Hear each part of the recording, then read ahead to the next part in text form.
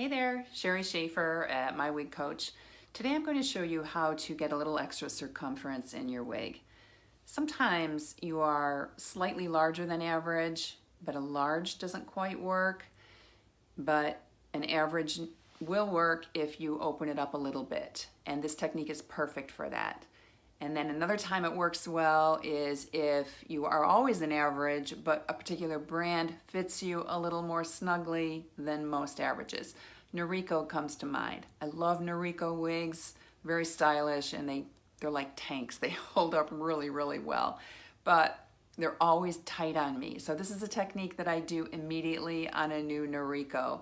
And then every now and then there's just an odd wig that comes in and it's a little tighter than maybe the same style and color that I had before it. So again, I'll do this technique.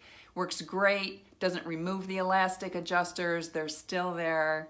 So I'm gonna show you how to do this. Very easy to do, requires, again, little bit of sewing skills. No. I'm wearing today, by the way, is Raquel Welch It Curl in Shadow Shade 1422, also known as Shaded Wig. On to the technique. So the wig is flipped inside out, obviously. So this has Velcro adjustment on the nape. I'm just going to open that up and open up the space here a little bit. Now you can remove this elastic adjuster from the guide loop if you want, but there's really no need to do that. You do want a pair of small sharp scissors, and I'm going to use a piece of contrasting white thread, but ideally you would match your thread to either the base color or the hair color, which are usually pretty close to each other anyway.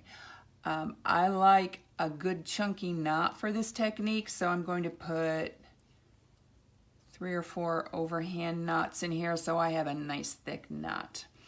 So you want to get in here where this portion of the edge of the wig meets the ear tab. This is the base of the ear tab. So this area right here is where your ear goes. So you want to get in there and just cut like so. My scissors could be a little sharper. So now we've opened that up.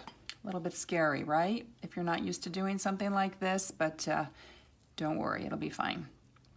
So now I'm going to flip that way, and I am going to open this up by somewhere between 1/4 and 1/2 inch. Usually that's all that's necessary. And my plan is to stitch this section of the weft right here, the right hand side part where I just cut, to this elastic. Now there's something you want to do when you're working with sewing elastic that's very important. You want to use a ball tip needle as opposed to a sharp. That will help maintain the elasticity's integrity. If you get in there with a sharp needle, you can split some of the elastic threads that are running this way, and that's not good because all of your work could fall apart in a couple months, and who wants that, right? So it doesn't matter which way you go in. It would be more comfortable to not have that chunky knot up here against your scalp, particularly if your skin is sensitive. So I'm going to go in this side. I'm going to go through this corner right here, pull that through, nice and taut, but not too tight.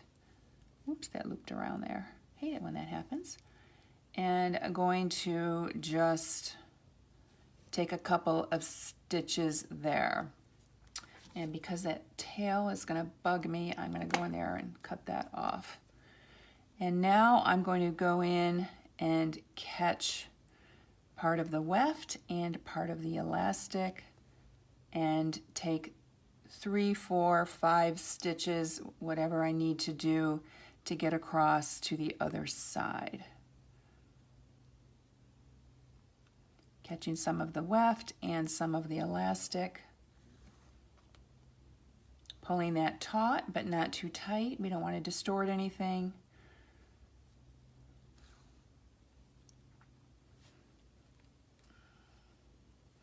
You can bobby pin or clip this fiber out of the way if you think that's going to bother you before you get started.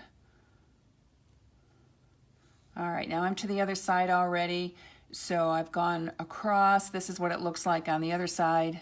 Not very pretty, but it doesn't have to be. It's purely functional. And then just get in there and take some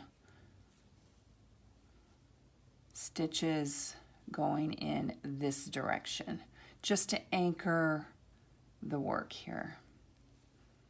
All right, 3 should do it. All right, so we've got a nice bit of extra room and extra stretch there to help this wig fit you better. And then I'm going to go in there and do 3 knots. 1, come on, hair, get out of the way.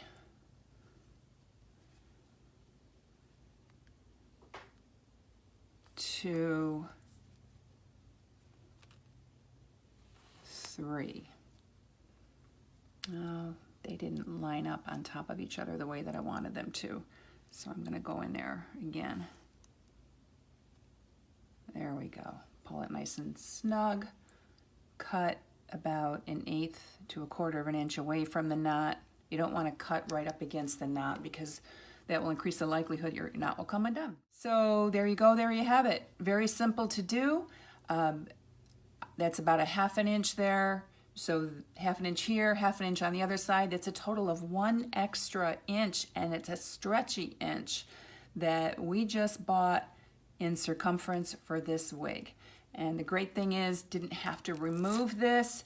It's still here, it's still purely functional. So if over time the wig stretches out and you need to tighten it up, you've still got your adjuster straps intact to be able to do that.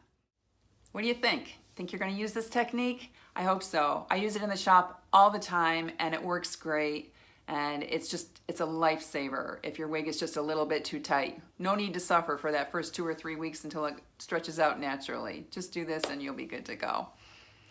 Let me know in the comments if this was helpful, and see you next time.